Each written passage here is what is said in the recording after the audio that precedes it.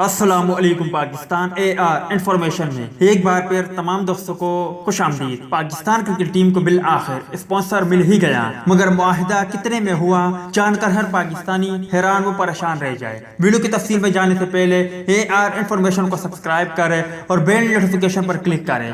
اس سے ہوگا یہ کہ جب بھی ہم کوئی ویڈیو اپلوڈ کریں گے اس کی نوٹیفیکیشن فوراً آپ کو ملتی رہے گی، اور ساتھ ہی ساتھ اینڈ اسکرین میں آپ کو ایک ویڈیو لنک مل جائے گی، پلیز آپ اسے ضرور دیکھیں۔ پاکستان کرکٹ ٹیم کو بالآخر اسپانسر مل ہی گیا، لیکن نئی اسپانسر کے ساتھ سابقہ معاہدے سے بہت کم رقم پر ڈیل فائنل ہوئی ہے۔ تفصیلات کے مطابق انگلینڈ میں موجود پاکستانی کرکٹ ٹیم بغیر اسپانسر لوگوں کے ٹریننگ کر رہی ہے، کیونکہ پی سی بی کا اسپانسرشپ کے حوالے سے ایک مشروب ساز ادارے سے 3 سالہ معاہدہ $7.5 ملین تقریباً 1 ارب 25 کروڑ روپے سے زائد روپے کا تھا، اور دیگر چھوٹی اسپانسرشپ ملا کر مجموعی رقم تقریباً 1 ارب 80 کروڑ روپے بنتی تھی، لیکن یہ معاہدے حال ہی میں ختم ہو چکے ہیں۔ ذرائع کے مطابق کورونا وائرس کی وجہ سے بورڈ کو اس بار اتنی رقم ملنے کی امید نہیں تھی، اس لیے ٹینڈر میں ریزرو پرائس 1 ارب روپے رکھی، لیکن حیران کن طور پر اس میں زیادہ دلچسپی سامنے نہیں آئی۔ ماضی میں جو کمپنی حقوق لے کر آگے فروخت کرتی رہی صرف وہی بڈنگ میں شامل ہوئی جس نے بھی سابقہ معاہدے کی 33% رقم کی ہی پیشکش کر دی۔